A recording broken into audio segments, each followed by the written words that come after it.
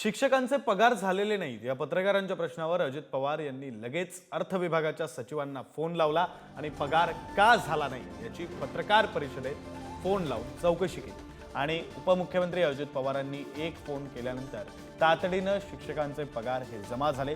2 तासात शिक्षकांच्या अकाउंटवर पैसे जमा झालेले लाडके बहिणीची कुठल्या शिक्षकांची? प्राथमिक शिक्षक माध्यमिक शिक्षक कोण रे?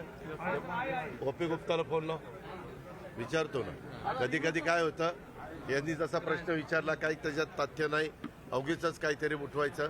उलट या सगळ्या काम करणाऱ्या वर्गाचे पगार हे वेळेमध्ये झाले पाहिजे, त्याच्यात विलंब असायचं काही कारण नाही।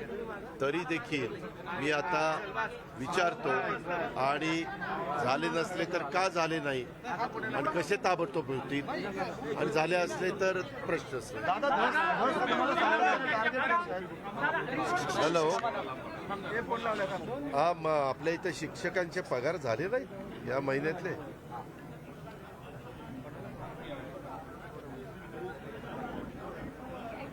ठीक आहे, आलं लक्षात, ठीक आहे, ओके। ACS फायनान्सने सांगितलं आपण पगाराचे पैसे सगळ्या डिपार्टमेंटला उपलब्ध करून दिलेले आहेत।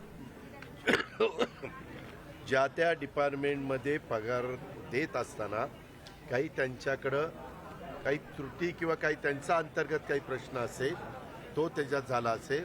आता ती तर बाजू क्लिअर झाली की विभागाने सगळ्यांचे पैसे दिले। आता CPंशी बोलताना